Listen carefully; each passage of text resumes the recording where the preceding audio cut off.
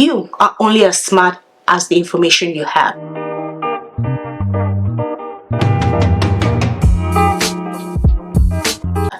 You and I both know that confidence is important, so I'm not going to beat about that. But if you want to know more about how to be confident at work, I have a video in the description below. Go take a look at it. We also know that communication is a big part of confidence, and it's also a big part of what you do at work. But unfortunately, so many people sometimes struggle with confidence, and a reason why they struggle with confidence is because they do not know how to communicate their ideas, or they do not know how to share their ideas in a way that makes sense to the decision makers, their clients or their team or their boss. So in today's conversation, I'm going to share with you the 2 things you should avoid if you want to communicate confidently, and the 2 things that you should do so that you do not worry about what to say or how to say it. So let's get this conversation going. First of all, I'm going to define communication according to the Oxford Languages, which I googled. Communication is a successful sharing of ideas or feelings or exchange of information. Take note of the word successful. So what I'm going to help you with today is to be successful in communicating with your client or with your boss and your team members. One of the most common mistakes that you should avoid is thinking of how you're going to respond or say something when your client, your boss, or any member of your team is speaking to you. You must avoid it no matter how hard it is, because sometimes we automatically want to go into how to think about a response so that what you give them sounds as great and as smart as you want it to be. But this is a big no-no.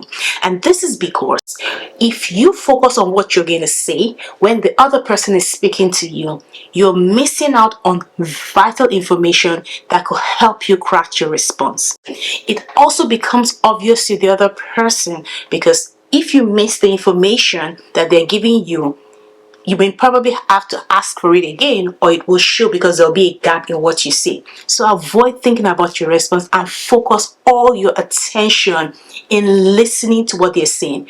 In other words, practice active listening. This is especially important, and I will tell you how to use what you hear in the 3rd and the 4th tip that I'm going to share with you. The second thing you want to avoid is forming conclusions or jumping into assumptions because you have an idea of what the other person is saying or what your client is about to say without completely listening to them at the moment they come to speak with you. You know why? You are only as smart as the information you have. And if any information changes, you're not up to date with that information, so you will not be giving accurate and up-to-date advice or instruction. More importantly, it may actually lead to a bias when you're speaking to that person. It is important that anytime people come to meet you to discuss things with you, or you're in a meeting, to have an open mind so that you're able to receive fresh information that may change what you have to say, the instruction you have to give, or the ideas you have to present. Now let's go to the fun part.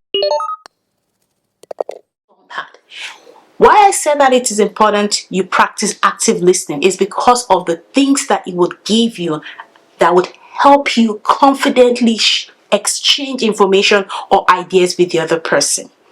And here are the things you need to look out for when you're practicing active listening. What, the why, and the how. What is it that the person wants from you? Why is it important to them? And how will it look like when you're done with it?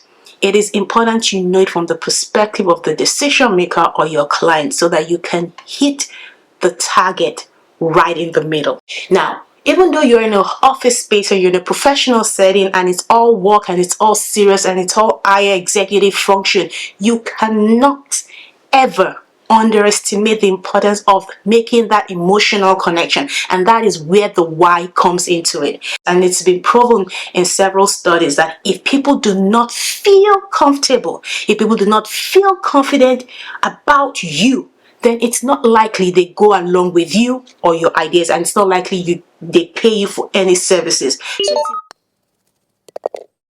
This is the fourth tip I'm going to share with you.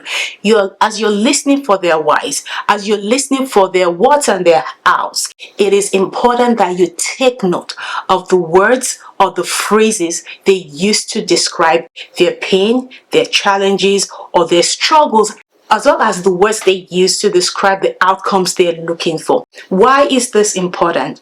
If you use those same words or similar words that people use when they're speaking with you, it makes them know that you listened to them, you understood the things they were looking for, and you're willing to bring in your expertise to help them achieve the outcome they want to see. There is no greater power than you showing your client you heard them, you get them, you'll deliver what they need.